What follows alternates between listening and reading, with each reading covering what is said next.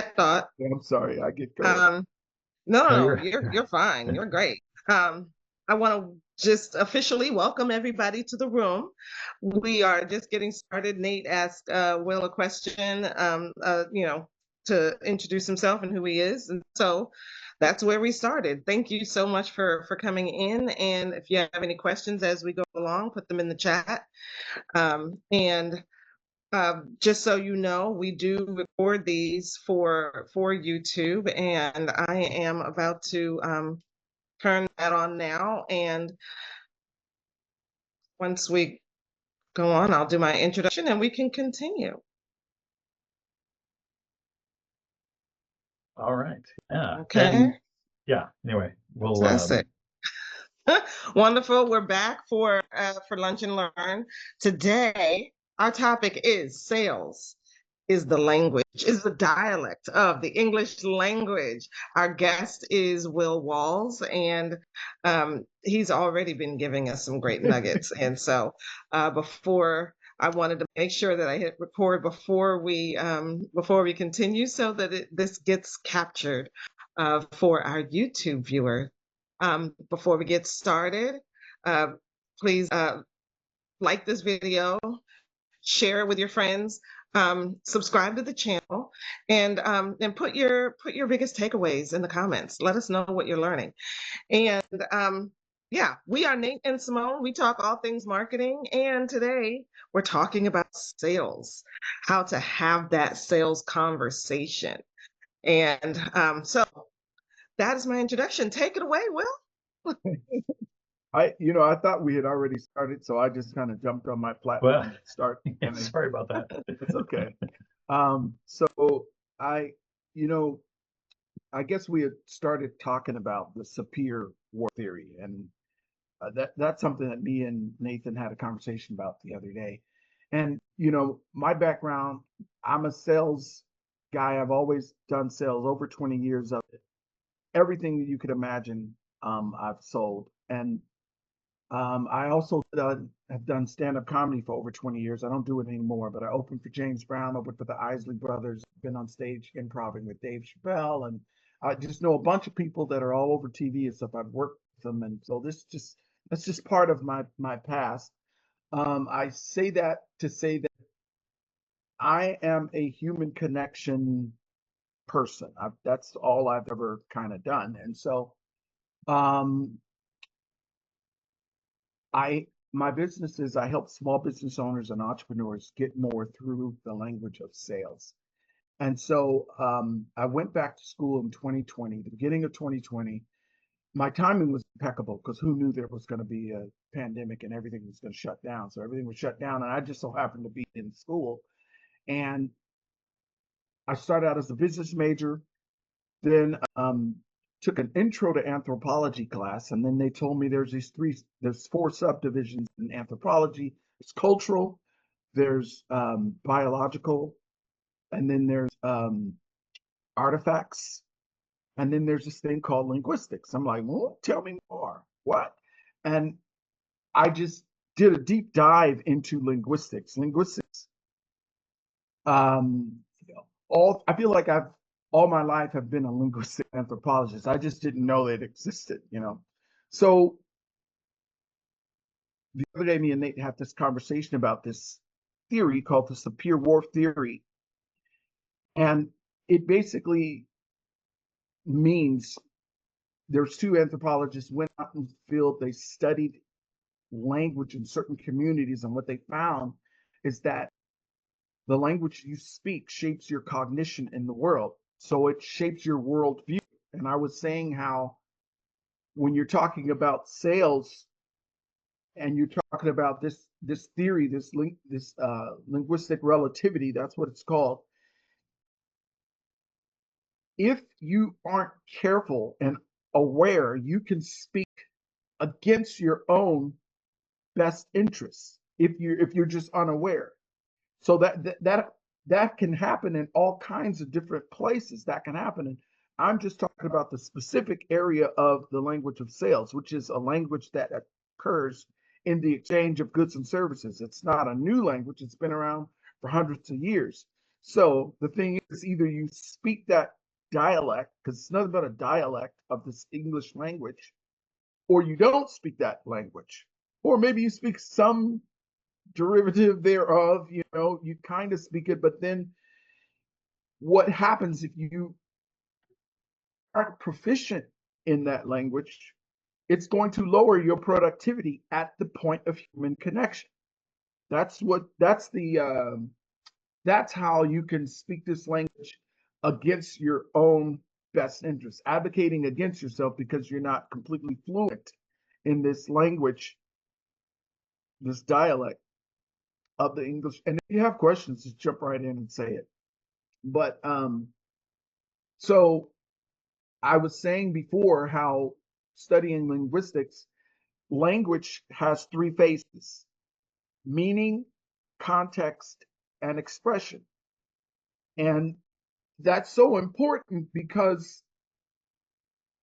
a lot of times we're using English and we're talking, but we're not meaning the same thing.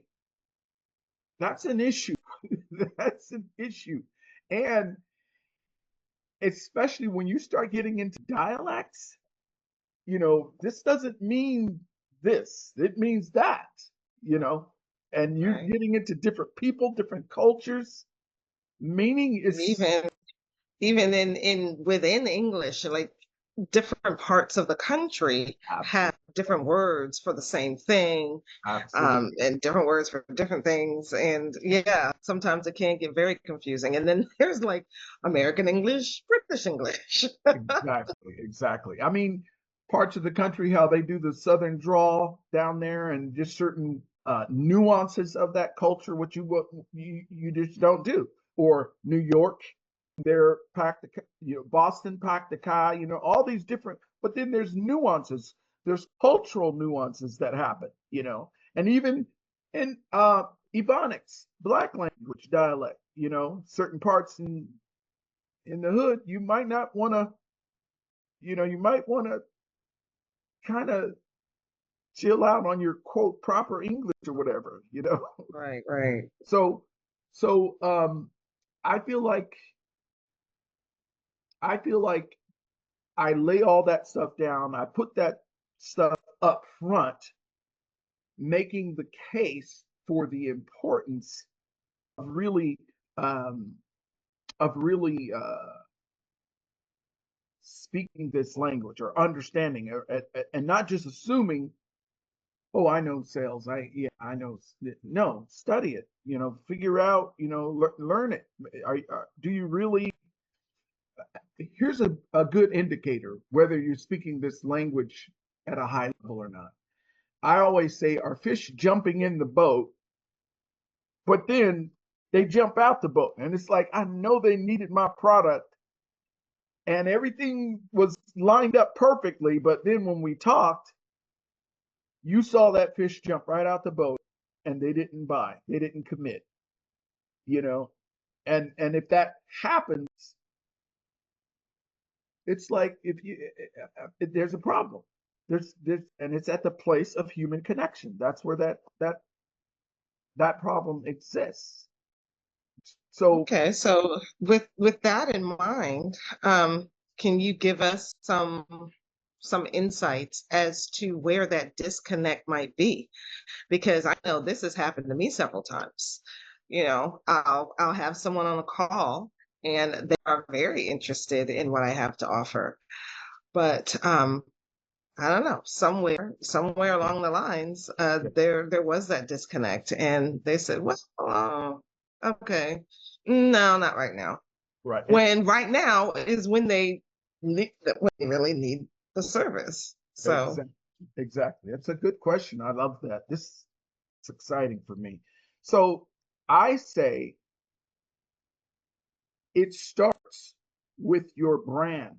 It starts with your brand, and your brand really is who you are. Now, here's what I mean when I say brand, because a lot of people say brand and they mean different things. Well, let me tell you exactly what I mean when I say brand. A brand is your elevator speech.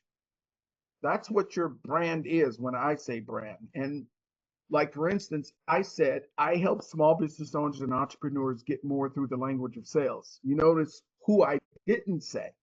I did not say salespeople. I don't work with salespeople. I work with business owners, small business owners, and entrepreneurs, because they have all this knowledge about their product or whatever, but maybe they don't know sales. So that's why I work with them. So here's the key. If I say it, you're going to doubt me. But if you say it, it's true. So that means I have to get you to say it, right? How do I do that? I have to ask questions. Right. I have to ask questions, but not just any questions. I have to ask the right questions that convey, guess what? Your value. So I can't be doing all of the talking in a sales Correct. conversation. I have to get the other person to talk. They have to be doing the talking. If they're talking, you're winning. And it feels awkward. It definitely feels awkward. It feels like riding the tiger, because you don't know what they're going to say. You have no idea what they're going to say. But you have to get comfortable in that awkwardness or that riding of the tiger and letting them say. But you have to get them to say, or speak about the value of you by asking the right questions. I'm trying to give you an example of this. I'm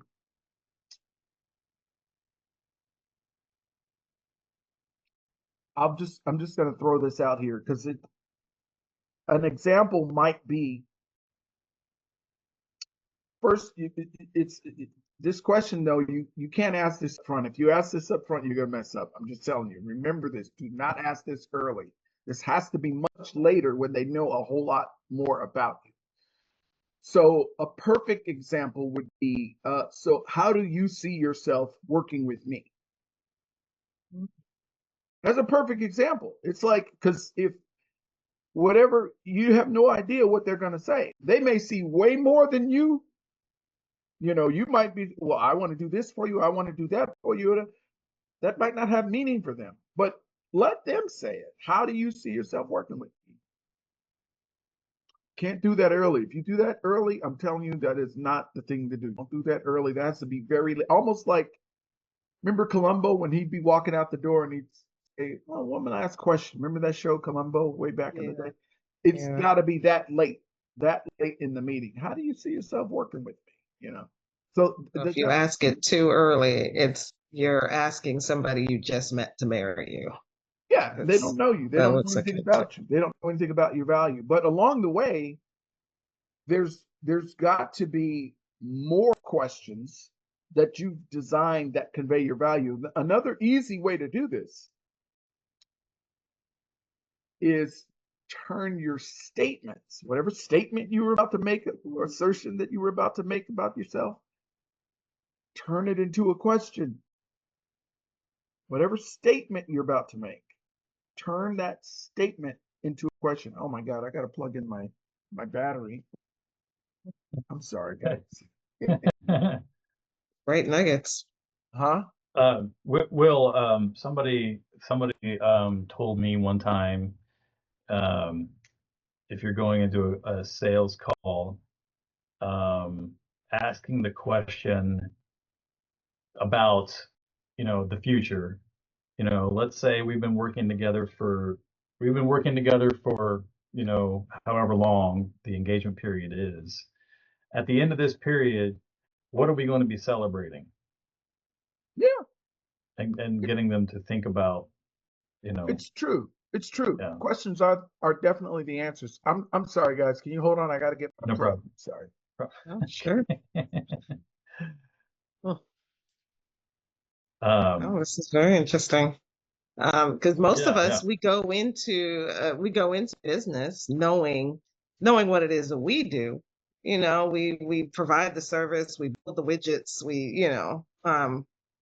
all the things that we do, but we don't learn these sales conversations right off the bat. So it usually comes as kind of a shock, like, oh, I have to do this, depending on what it Yeah. is you're offering, Yep. It and what the cost of it is. just You know, you're offering, especially if you're offering something over $1,000 or $2,000. You know, you want to be having these sales conversations. It's not just go to my website and click the Right, button and buy it. right, Um, right. so and You know, despite what like my boss I used to have in international sales, he was pretty convinced that you can't teach sales.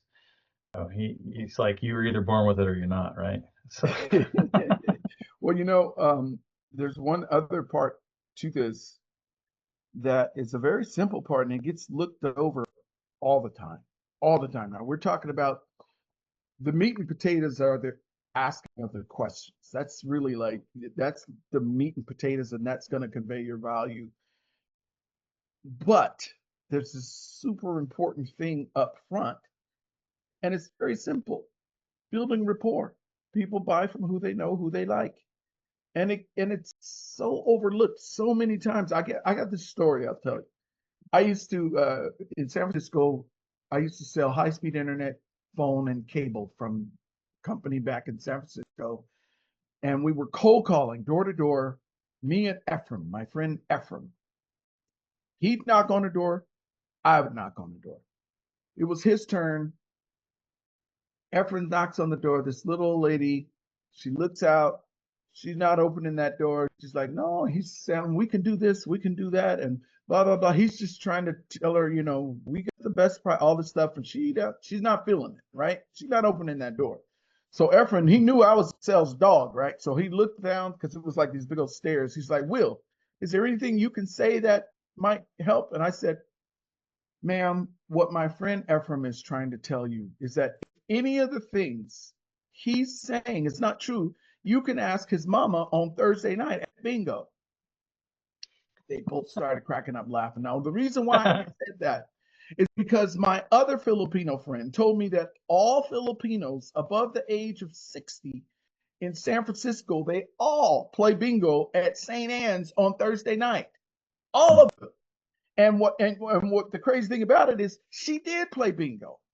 And I don't know. I think Ephraim's mom did play bingo on Thursday. So they cracked up laughing, first of all. Now, guess what they're doing? Now they're talking in Tagalog. mm, They start talking in mm, their own language, right? Massive mm, rapport happened, right? mm, Lady opens the door and, they get talking, blah, blah, blah. She switched over all of her stuff to Ephraim. It was the biggest sale he had. mm. Only because the rapport wasn't there. It wasn't happening without any rapport. You know what I mean? So this is the first thing you should always do is try to find what you have in common. You may have went to the same school. You may know some of the same teachers. You know what I mean? Yeah. So when you find that rapport thing, it makes it so much more easy. Just, I mean, that could be the whole sales scenario that happens just because you have massive rapport with someone. So that's the first thing to do. And that's part of the language of sales. And that could be nonverbal, verbal, it's, I always say this, questions without rapport is interrogation. Yeah. oh, I like it. I like it. So you got to be careful about asking questions if you don't have rapport with someone, because right. questions are so powerful that you have to answer them, even if they answer in their head. They have to you have to answer it. So that's why questions are so powerful, and that's how you get them to say it. But if you got rapport, that's going to be even easier. I use an acronym to help me remember um, sort of like lines of questions or topics of conversation to help build rapport. That's the FORD method of I've heard of that. Yeah. friends, family, occupation, recreation, and dreams. Okay. Those are Yeah. things that people are interested in talking about and help Okay. you build like a shared experience, Right. Yeah. Yeah. In my training, I always bring up when we're talking about rapport, sometimes you may think you don't have anything in common with this person. Like, oh man, this is going to be interesting. How do I build rapport with them? I know we come from two different walks of life, right?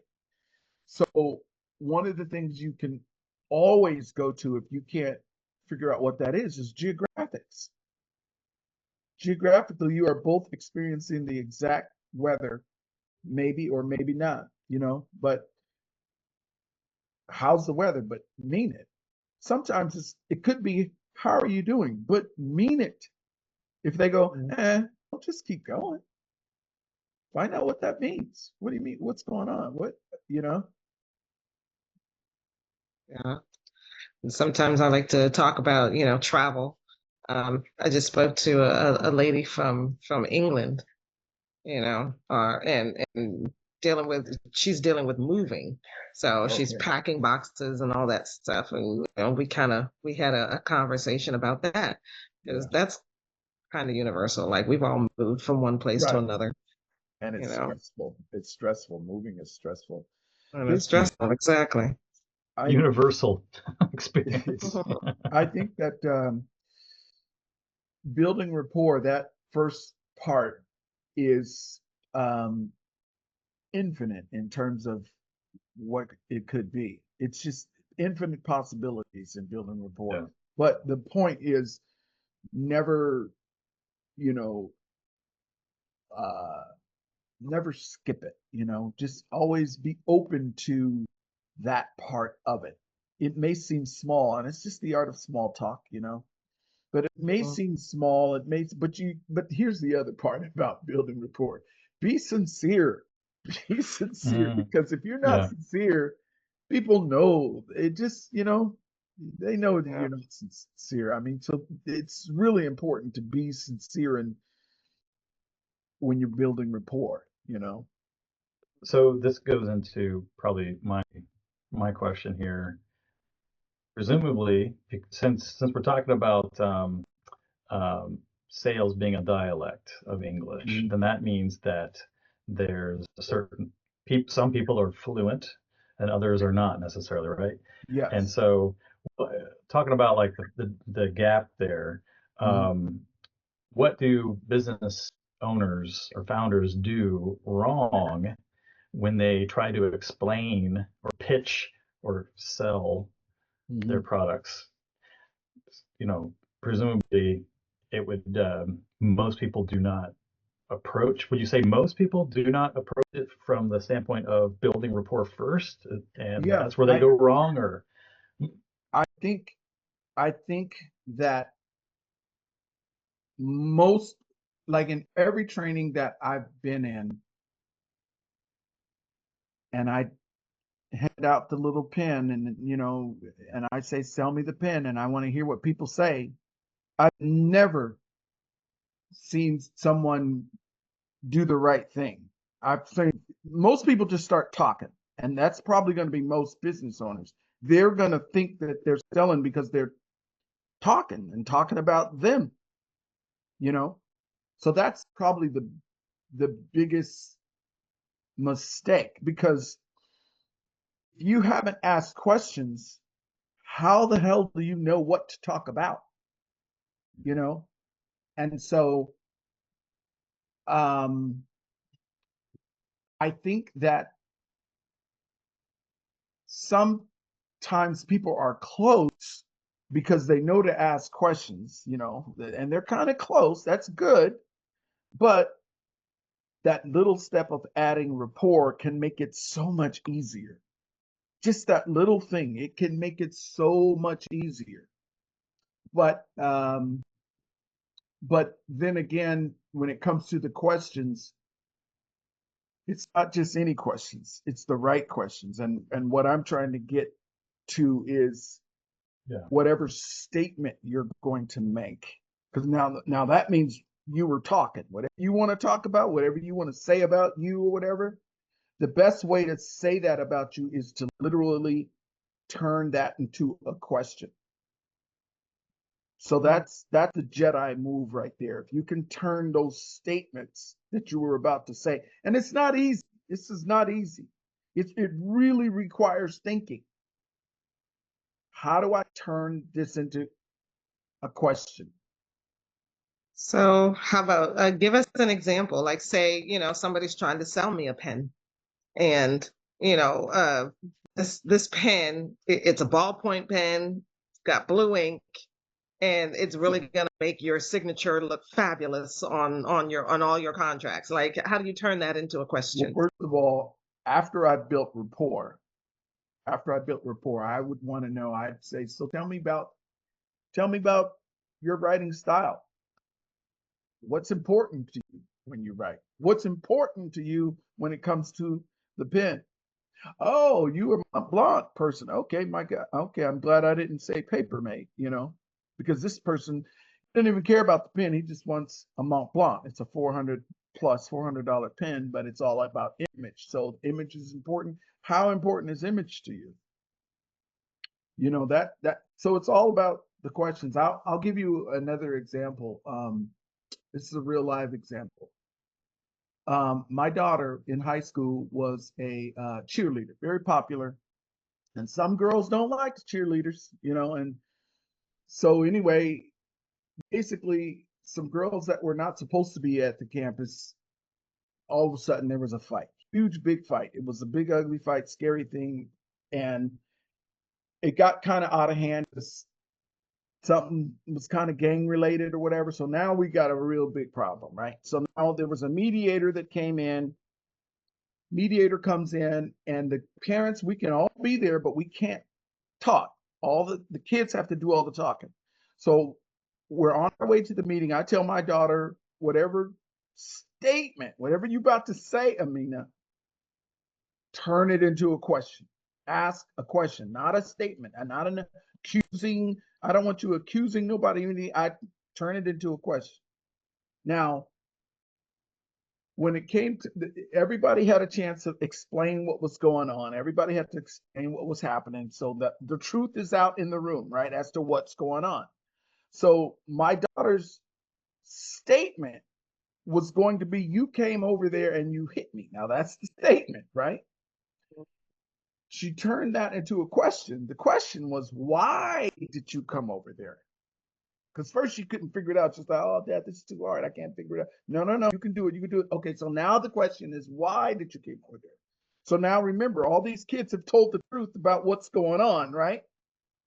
So the little girl, once my daughter said, why did you come over there? The girl said, oh my, because I thought this was happening, but this wasn't happening. I thought blah, blah, blah, blah, blah, and I'm sorry. Whole thing was over. Hmm. Over asking a question instead of a statement. Does that make sense? It does. It does. So I've also heard this. I've also heard that in sales, we shouldn't ask why questions. We should ask, instead of why do you do it this way? Say what makes this process done this way more important or something like that. Like, what do you think of that?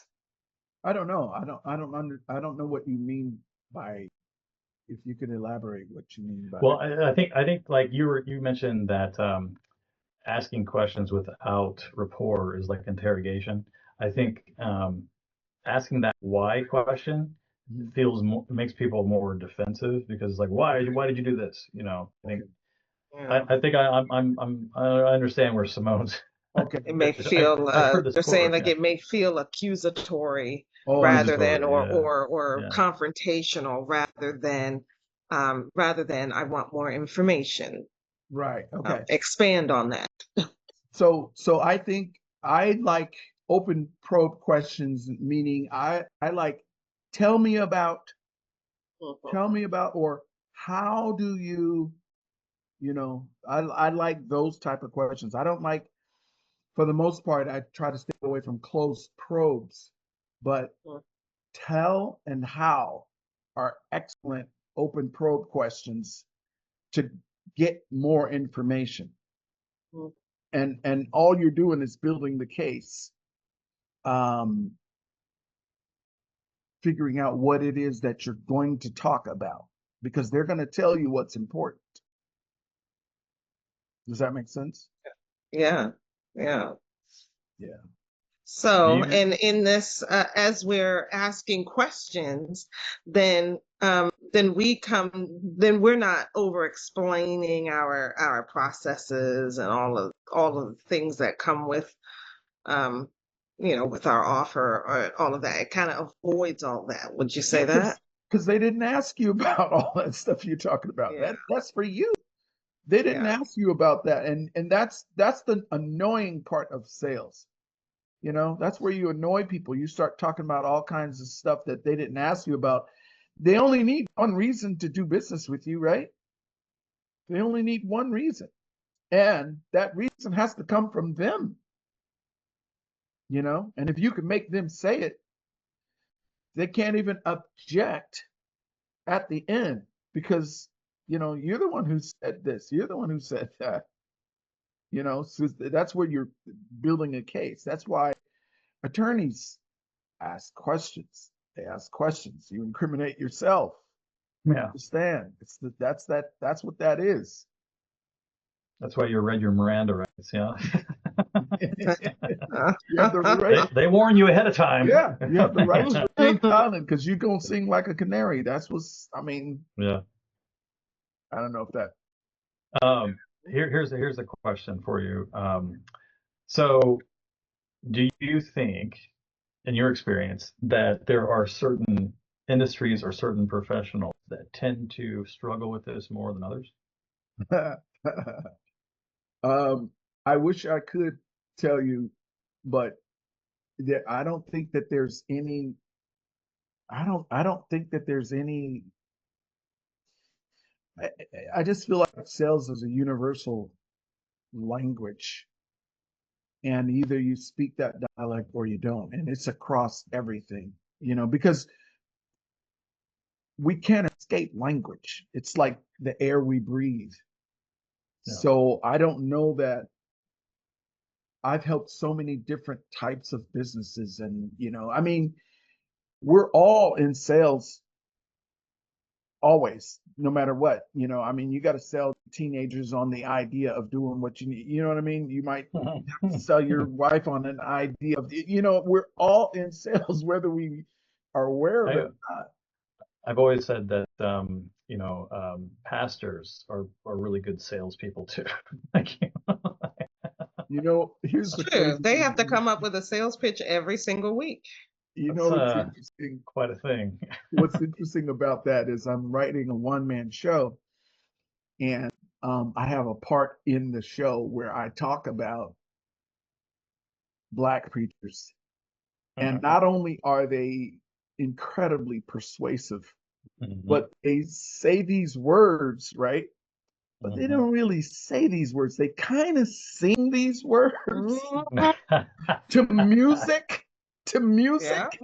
yeah, So that means these words are like massively persuasive. just You just have, get stuck in your head. Yeah, yes, yeah. yes, They yeah, get yes. yeah. poetic and That's what I'm alliterative, saying. That and right there is, you know, Masterful. yeah, and it's like got a yes, rhythm to it. That's like, oh my God. yes. Like it And if doesn't you Yeah. have a matter. good musician that's following along with you and paying attention, oh my goodness, that And in, and in my one there's a man whole show show, going on there. Yeah. I pick a topic because it doesn't matter what it is. I picked something like going to Starbucks to get a cup of coffee, and that's what I use, and I do the whole thing, and I show how persuasive it could be.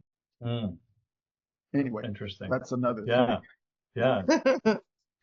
Okay. Okay. So for those that have, let's say, for example, more technical or complicated things that they're selling, do you think that they might struggle more with this fluency issue?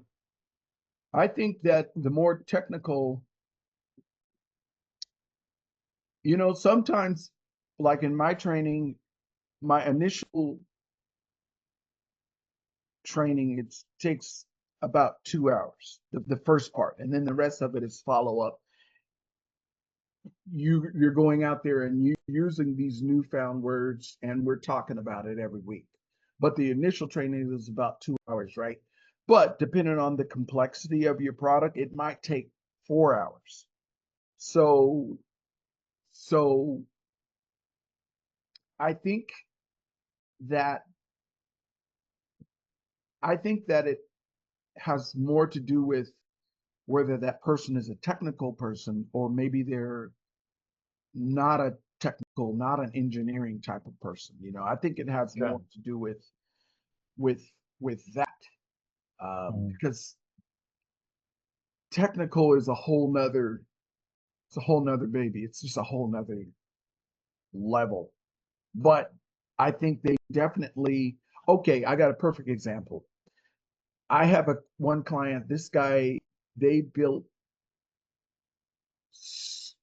socializing robots like Siri, that kind of stuff. That's what I had to sign as, not a non-compete, but I had to sign all this shit. Disclosure, NDA. Yeah.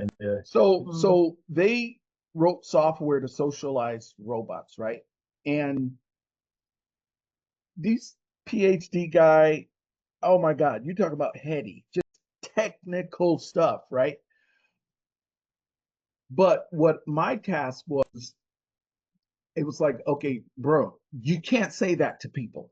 You lost everybody with that, right? You can't say that to people. Here, let's break this down into, plain English words, but it's going to be compelling, but here's how you're going to say that same thing.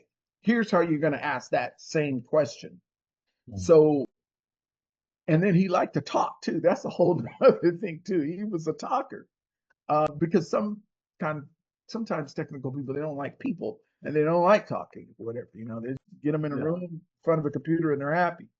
But this guy was kind of the opposite of that. I was like, okay, I know you like talking, but you can't say that to people. That right there, don't. We're gonna make this soft and gentle. So there is that. Make it more easy to digest, huh? Yeah. In some cases. Okay. Very good. All right. So, yeah, go ahead.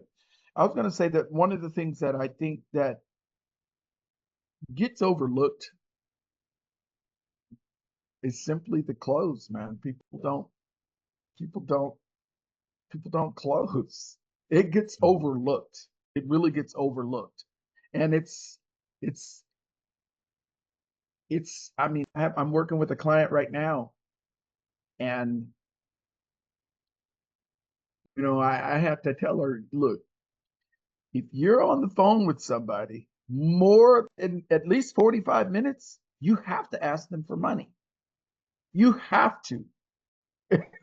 And it's a scary thing. It's a scary. How do you ask for the money? Like right now. Probably the most important question, isn't it? It's probably one of the most important, because you're not a professional visitor, right? Yeah. Right. So what this means is that you should have a closing question.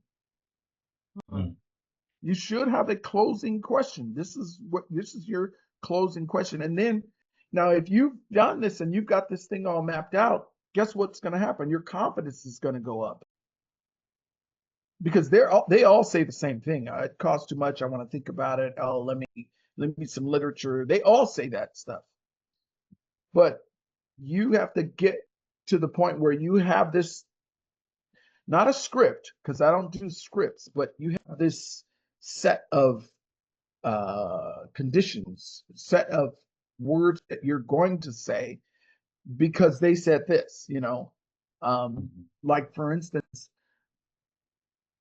a closing question. It may seem cheesy, but a closing question might be something like, let's get you set up. How do I spell your last name? And you're starting to fill out the enrollment form. Let's get you set up. How do I spell your last name? I don't care if it's Smith. How do I spell your last name? Because if they answer that question, they have just committed. You see what I'm saying? You're not asking to pay. That's an operations type of question. That's like, okay, and then we get to the payment part or whatever. But if they're filling out the form, if they're being enrolled, they have just committed doing business with you, to moving forward with you. That's the question that they're answering. They're not answering. It's not a question of, so what do you say? What do you want to do this? Or, it could be, when do you want to start? Thursday or Friday? Yeah. Okay, we start. They're answering that question. That means they want to start. And then they find out how much it Not costs them to send answering them the yes or invoice. no. Yeah, they're not answering yes or no. They're answering when am I starting? The assumption is yes. Absolutely. Yeah. Always assume that they're going to do business with you. Always. Yeah. That's Yeah. Positive assumption. That's my favorite. Always assume that they're going to be business with you. Always. Do you feel that this communication gap, this lack of sales fluency, can cause a bottleneck, especially if the business is being run by the founder? Well, it's definitely a bottleneck. It's for sure a bottleneck, because a lot of people are pretty successful for whatever reason. They just are. They do business or whatever. But if they have this language down, their productivity can go through the roof at the place of human connection, especially the business owner, because you have all the answers. You know everything about the business. So if you're highly competent in this area of human connection, you could be pretty close to almost 100% closing ratio. That's where it should be, close to 100% closing ratio, especially if you're the business owner. My former wife, she was my first client. She used to do wedding cakes. So she did a wedding cake for this lady, spent all this time with her, and in like a couple of weeks, she rented pots and pans and made demo cakes and all this stuff. And then the lady and her mom didn't do it. So she came in, mama was mad. She's throwing pots and pans. I can't believe it. I spent all this time with it. And I said, well, you want to learn this language? You want to learn some sales skills? And she was like, matter of fact, I do. Sat down with her pen and pad, and I just took her through what she should say to these people and what questions she should ask and the closing thing or whatever. She went to 100% closing ratio. If you sat down with the cake lady, it was done. And here's why, though. Let me just say this last thing. The reason why, especially for business owners, they don't have sales representative on their business card. Nobody is expecting them to be fluent in the language of sales. So the resistance is pretty low. Nobody's, I come in the door, I got sales representative on my business card. The resistance is, okay, I don't want this guy to sell me. So they're like, but it doesn't matter because I'm fluent in that language. It still doesn't matter. But if you don't have, sales representative on your business card, you're just a business owner, nobody's expecting you to be fluent in the language of sales. So Ninja. it's going to work even better for you. Yeah, it's almost like a Trojan horse kind of situation. Yeah. We talked a lot about, or I talked about, being more visible, viable, and valuable. Building a business that's more visible, viable, and valuable. I would say that as far as viable, that goes into like creating a business that's more predictable, especially revenue wise, right? If you have this type of a system in place, I would think that obviously increasing your close rate is going to help increase your bottom line, right? Yes. So yes. Yes. If you're better at this and it's more predictable, it's a confidence booster, like you said, for yourself. But then obviously it's boosting your bottom line as well. Absolutely. And presumably it's a system. It's a way of thinking about things that can be repeated and done again and again and again. Correct. Which is way more useful, way more valuable than trying to wing it every time, right? Correct. And it is definitely a way of thinking, and it's almost you're going to be comfortable in the uncomfortable, because you don't know where it's going to go. You don't know what they're going to say. And it's definitely increasing your productivity at the place of human connection. That's what I always say. Yeah, I like it. Sounds great. So I think we've kind of touched on this, but how exactly do we become more fluent in this? You work with me. um, well, I'll say this though. You know, awareness is so important because my elevator speech, when I say it and I'm at a networking place or in person or whatever, I say I help small business owners and entrepreneurs get more through the language of sales. You know what I'm listening for? I'm listening for, oh my God, I so need that. That's what Mm. I'm listening for. Because when I hear that, someone's about to become my client in the next 2 weeks or the next 6 months or whatever. So basically, um, you have to be aware that it's not okay that fish are jumping out of the boat and they're already in the. You have to know that you need help. And that's just super important because I can't help you if you don't think you need help, or they say when someone's drowning, you can't help them until they stop kicking. So you have Mhm. to be aware that you need help in this area. So that's the first step because it's, you know, Needs to be a mind shift there of yeah, how you're thinking about Yeah. things. So would you say that maybe one way to be aware of of the fact that you need to, learn the language of sales is, say you're getting your marketing is good, you're getting lots of leads, people are coming in, and they are, they're happy to get on calls with you, but then in the sales conversation, that's when it drops off. Like, exactly, hey, you're not really. exactly. That's They were super excited, and then now not so much. that's a red that's a red flag. I mean, a lot of people are really good at the marketing part. They're good at attracting the bees to the flower. But then what happens at that conversion place where, because I think that there's been a huge emphasis, especially with technology and social media, AI, all this stuff. I always say there's two industries that can never be outsourced. That's the roofer, because somebody's got to get on that roof and knock them shingles off, and the human connection. Human connection, it's not going anywhere. No matter all this social media, marketing, advertising, all this stuff, it's going to crazy levels. But when it's all said and done, it does boil down to a conversation. You're gonna have to have a conversation with someone. What was your question? Did you? Um, oh, my question or Nate's? Your question. Um, just, I guess, what is it? What is it about, that conversation that just kind of that makes people drop off if say they're in a conversation with somebody who has expressed Yeah, genuine interest. that's a perfect example. Perfect example. In other words, are there words that were said perhaps in conversation that made them lose interest? Do you think, or I I kind of think it goes back to too many words being said.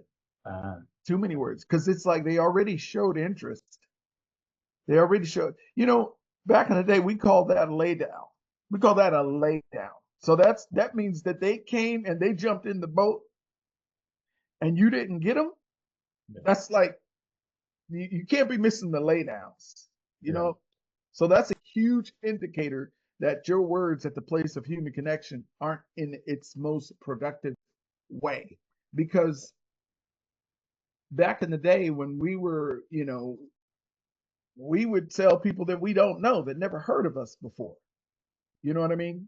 And that's the hardest. But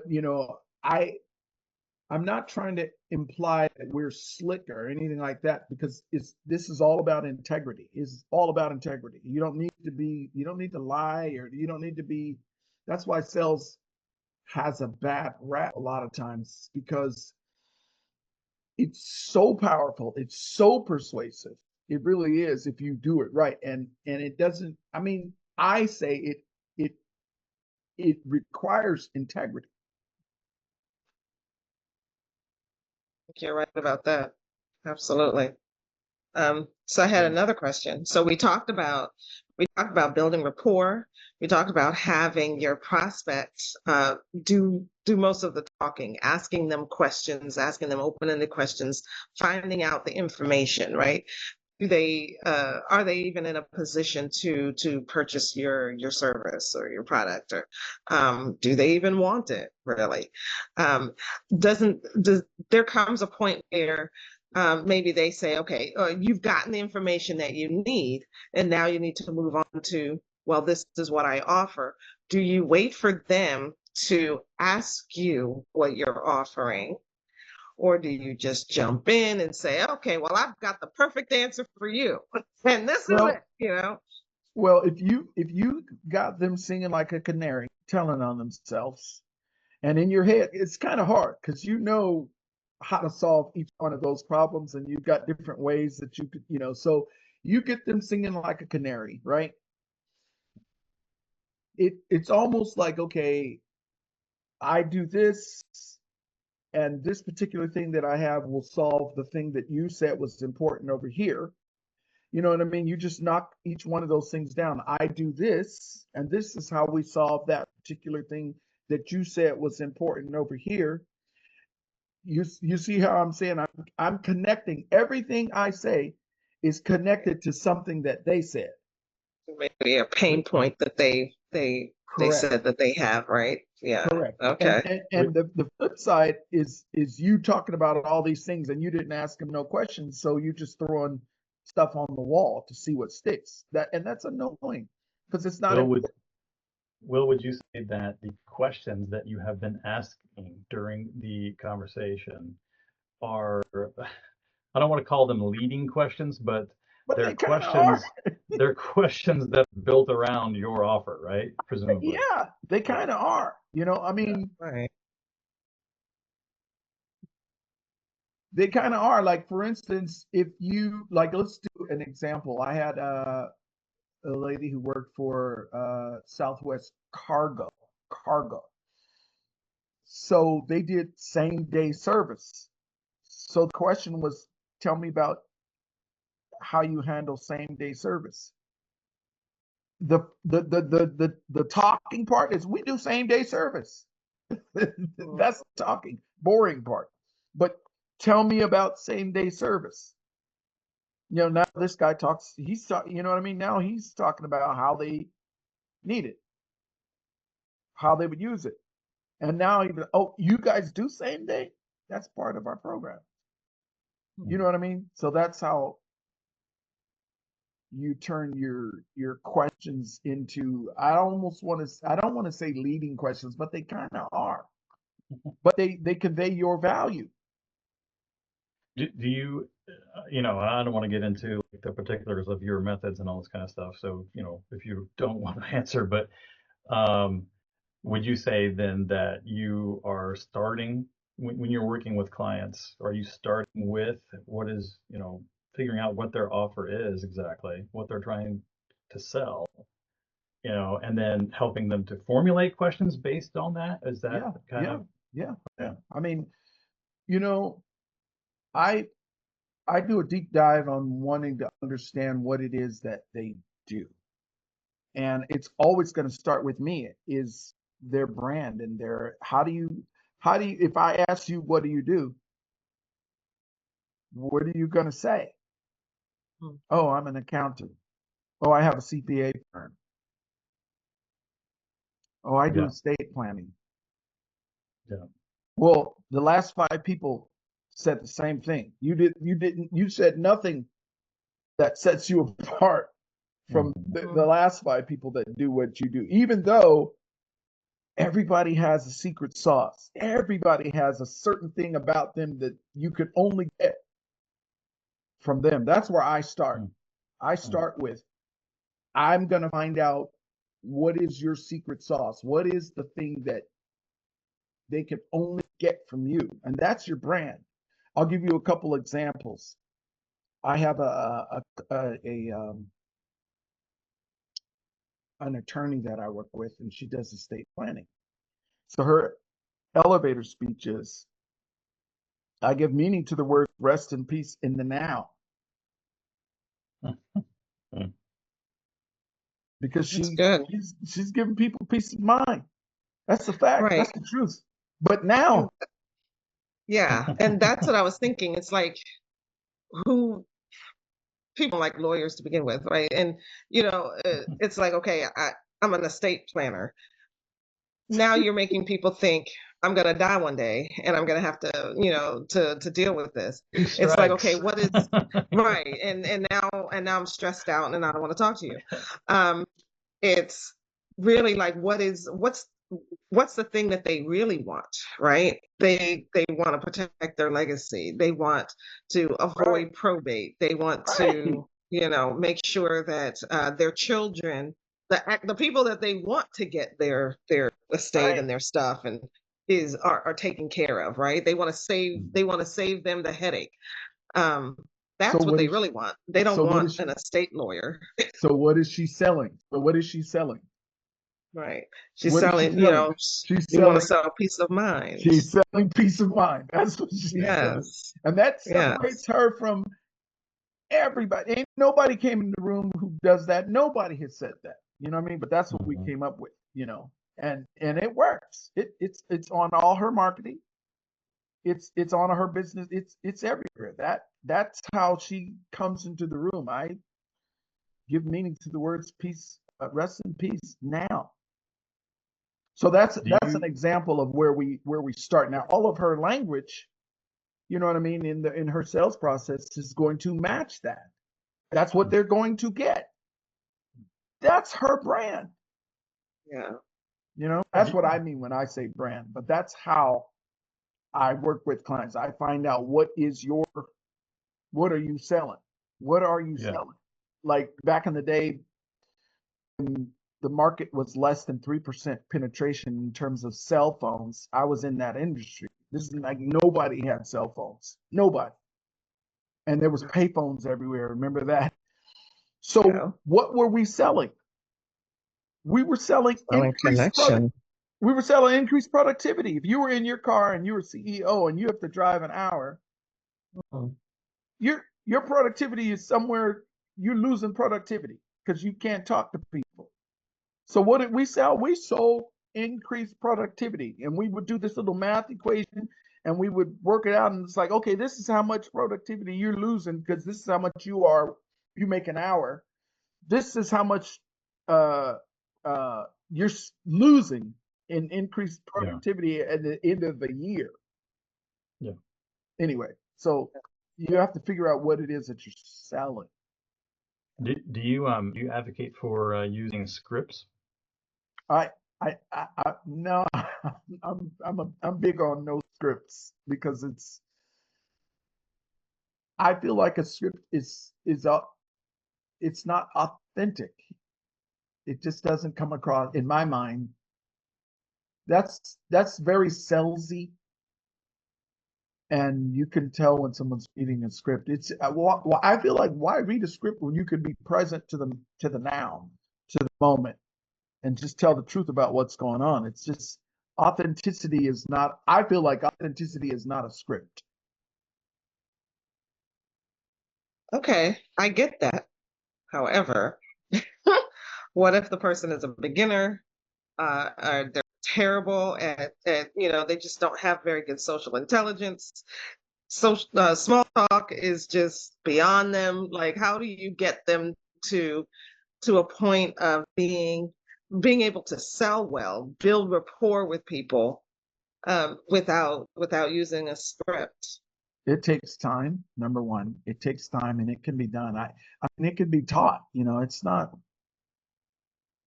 rocket science. And I've worked with so many different people, and I've never seen where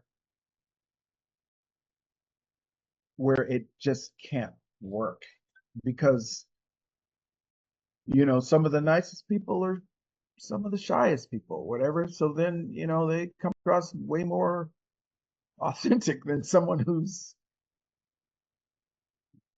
more talkative or whatever. So I just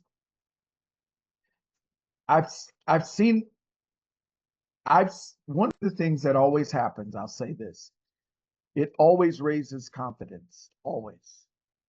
Learning this method, it always raises your confidence because it doesn't matter what you come up against, you'll know what to do, and it makes your So confidence go up.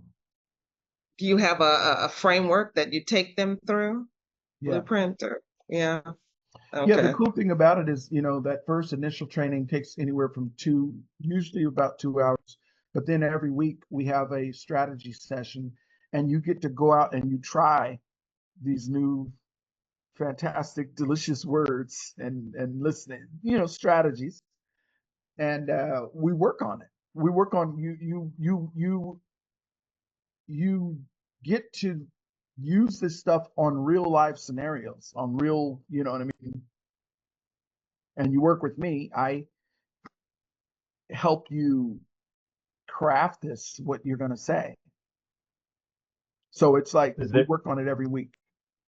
there's presumably a testing process to see if it's working, or Well, either you're getting sales or you're not. okay, okay. Oh, here's a question that just came to my mind. Which is easier to teach this method to? The person who doesn't like talking to people, who's just very shy, or the person who just likes to talk a lot, like a mile a minute. As soon as they meet you, they're jumping in and they want to just say all the things. It doesn't really matter, but I will say that I like when people are, at least they're already out there talking to people. That's at least they're already out there talking to people. It's easy to work with someone who.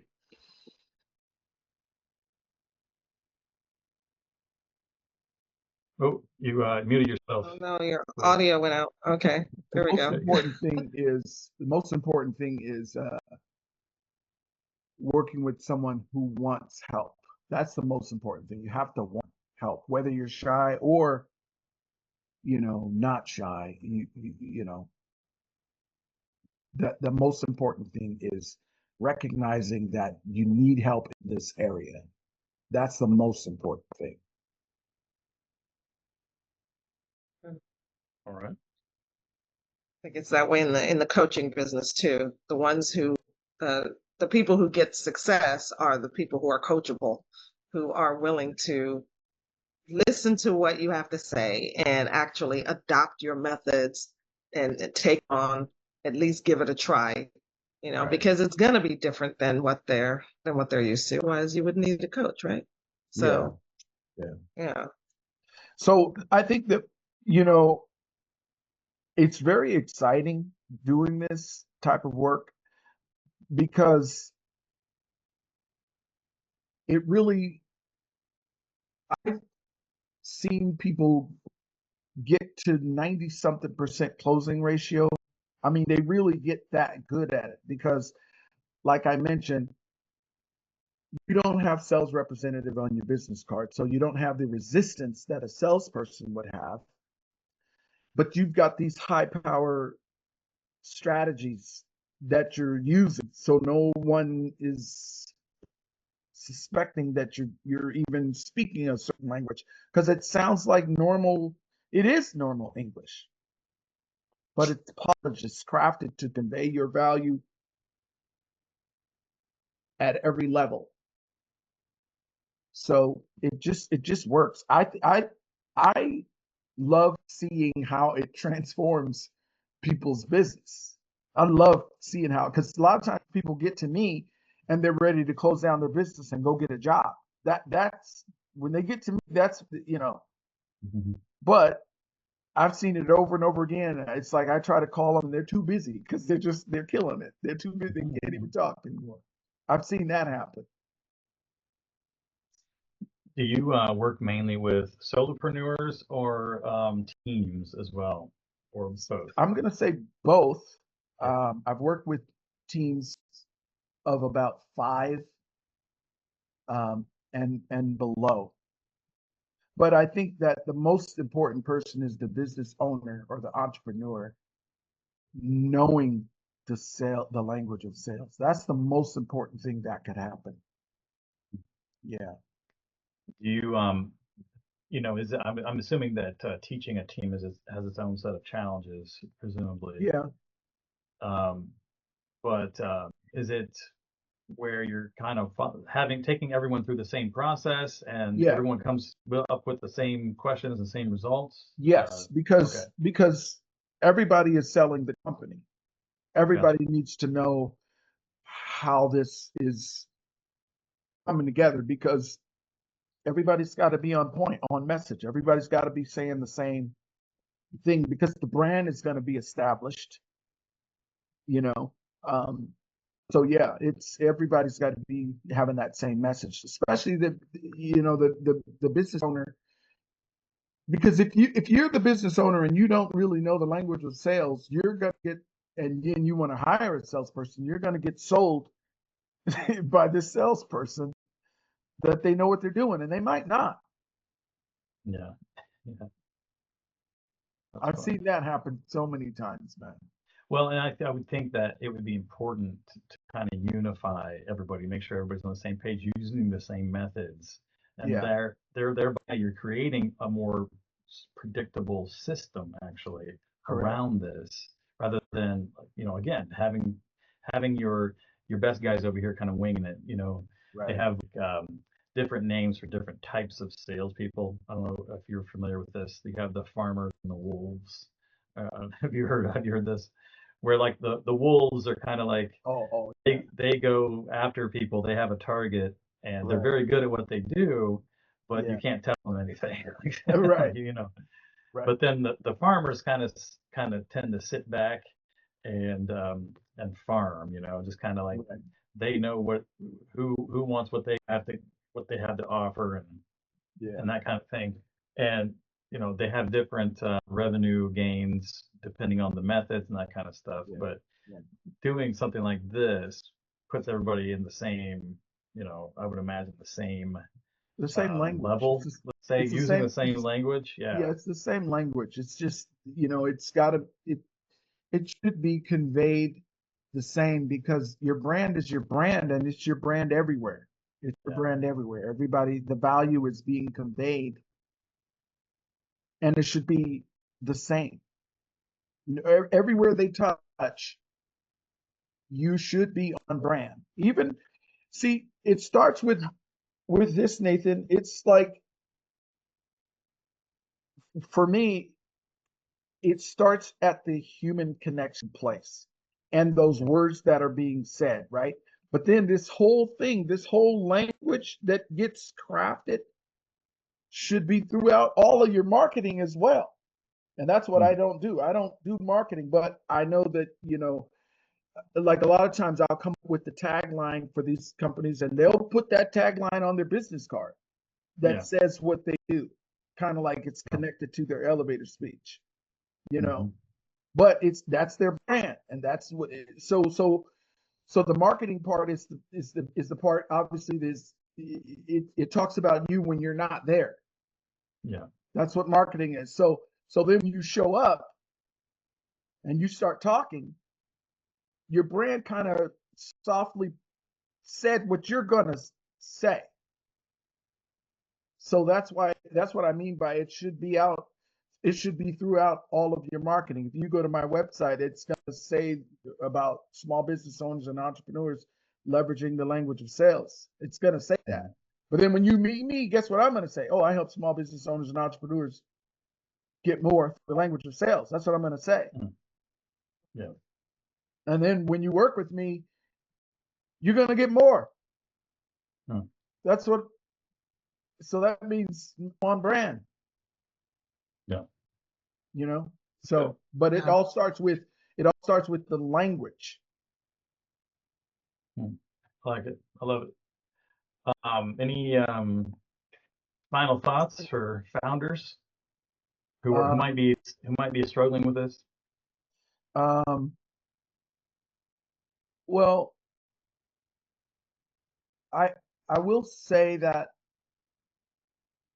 you know,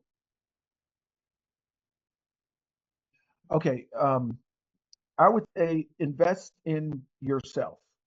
Invest in yourself. I mean, one of the things about sales that they told me many, many moons ago, they trained me, got me all ready, and then they said, "Oh yeah, by the way, Will, you got to have a positive attitude." I'm like, "What? Wait, what?" I'm like, "What?" So what that means is you don't get to be a salesman and then another kind of a man. So, and then how you do anything is how you do everything. So, in other words, it the other part to all of this is investing in yourself, being the best you can be at what you do. And that means I'm going to say all areas of your life, all areas of your life. Um, and addressing, because if you fix it in one place, you're probably going to fix it in other places as well. And what I mean by that is this. I'm always telling stories. I'm sorry, guys. I got to tell a story.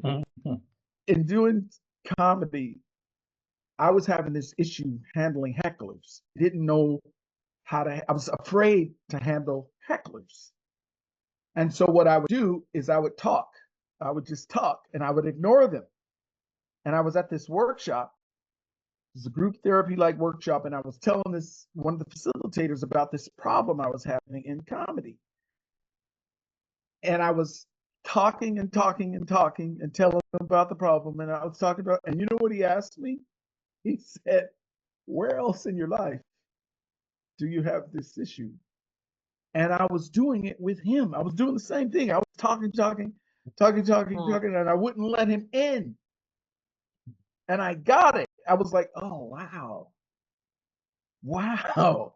So it showed me that I was doing all the talking, and I didn't trust that if I let someone in, I didn't trust that I would know what to do or what to say or whatever. So it fixed that problem. In that moment, he fixed that problem because I shut up and I started listening to him.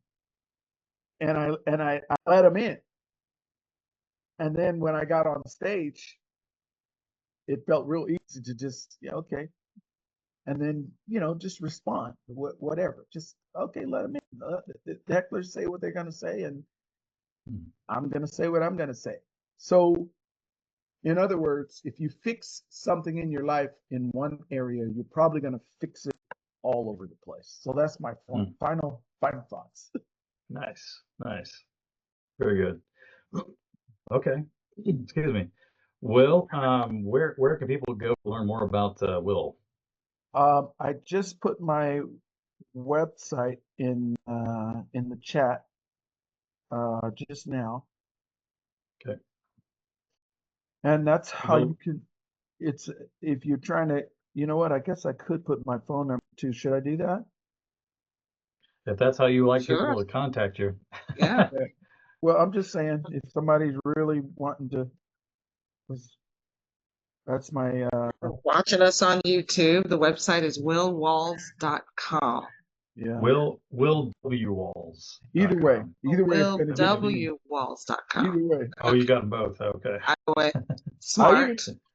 even have IamTheProduct.com. Oh, okay. All right. Yeah. Nice. Smart. Okay, wonderful. Thank you so much. This was very, very eye-opening, and we appreciate it, learning about brand and learning about building rapport and having the person who we're selling to actually do the talking. And it's really counterintuitive, I think, to a lot of people when it comes to sales. So we learned a lot today, and we thank you so much, Will, for coming and talking to us. Yeah, And one more way to create a system in your business to make it more predictable. So I love that. absolutely, absolutely. You know, bringing in leads is not the only thing. Now, once you have leads, now you have to convert them. So it's Hmm. about having that The tough conversation. part. Yeah, I really be the appreciate hard thing. Your life will be better. All right. I really appreciate you guys asking me to come on. This was really fun. I love this topic, obviously. Yeah. Yeah, Well, that absolutely. means that you're doing what you're supposed to be doing, right? What they say. Mm. All righty. Well, thank you so much. And I'm gonna end our YouTube. You on YouTube, put your biggest takeaways in the comments, and we'll answer them there.